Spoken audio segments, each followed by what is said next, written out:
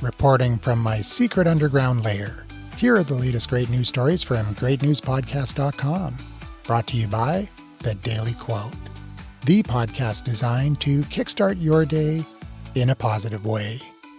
Tired of all the doom and gloom news from mainstream media? You'll get none of that here. Instead, you'll find inspiring stories and developments that are making the world a better place. I'm Andrew McGivern, and this is the Great News Podcast. Today we are exploring how mRNA technology is being used to reverse the aging of our immune systems. That's our lead story today. Plus, we have stories on robots hitching rides on helicopters to fix wind turbines, a new way to watch plants breathe in high definition, and a breakthrough that recovers gold from old mobile phones in just 20 minutes. And don't forget to stick around to the end for the speed round for even more great news. First up, our lead story, a breakthrough that could turn back the clock on aging. Our immune systems are a fierce army, scanning for invaders and catching early signs of cancer. But it loses its power as we age. Immune cells dwindle, making vaccines less effective and increasing infection risks.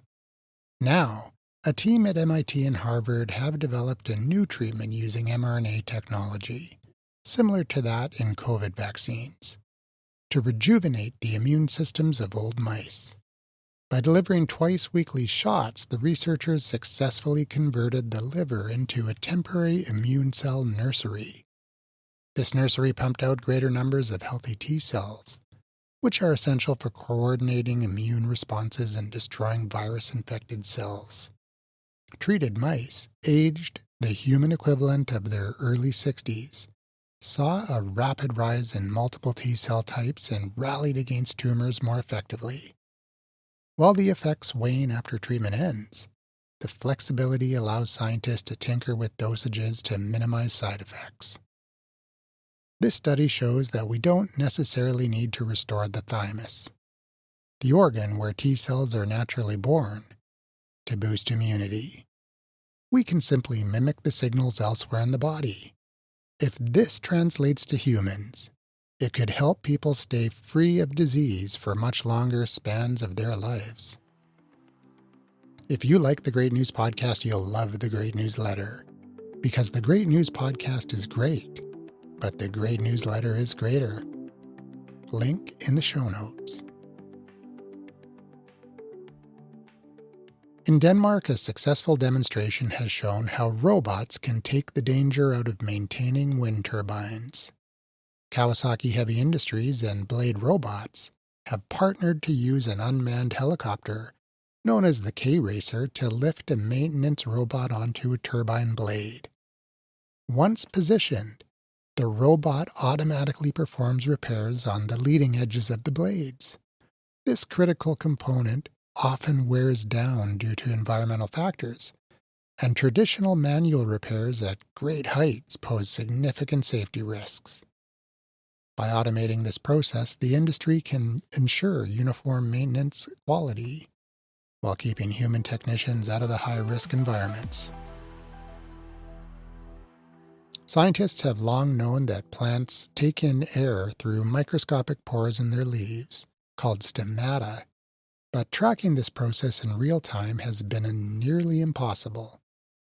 Until now, researchers at the University of Illinois have created a system called Stomata in Sight.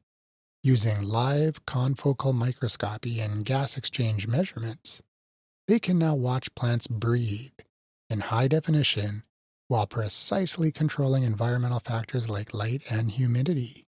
This breakthrough is a game changer for agriculture, as it helps identify genetic traits for smarter crops that can grow more food with far less water, which is vital for surviving future droughts. Electronic waste is the fastest growing solid waste stream in the world, and it is full of valuable metals like gold. Researchers in China have discovered a fast, low-cost method to recover 98% of the gold from old phones and appliances in under 20 minutes. Unlike conventional methods that use toxic cyanide, this new process uses a simple aqueous solution at room temperature. It costs about 1/3 of current market prices for gold recovery and consumes over 60% less energy than traditional techniques. This discovery could significantly reshape global e-waste recycling and reduce the environmental impact of traditional mining. And now let's jump into the speed round for even more great news. A Phase 2 clinical trial of the drug BMB-101 showed a 73% median reduction in absence seizures and even improved REM sleep for patients. Researchers have developed a lithium-sulfur battery that can partially charge itself directly from sunlight, offering new possibilities for off-grid energy and drones. A team in Switzerland has boosted the life of all solid-state batteries, which now retain 75% capacity even after 1,500 charge cycles, potentially outperforming today's liquid electrolyte cells. A recent study predicts that even modest adoption of autonomous vehicles could prevent over 1 million road injuries in the US alone by 2035. Terrestrial Energy is building a pilot Gen 4 molten salt reactor that uses low-enriched uranium to provide clean electricity and industrial heat for processes like data center operations. A new analysis from Goldman Sachs suggests that while AI will displace some tasks, it is unlikely to cause a permanent job apocalypse. Instead, it is expected to transform roles and create entirely new occupations, much like technology has done for the last 85 years.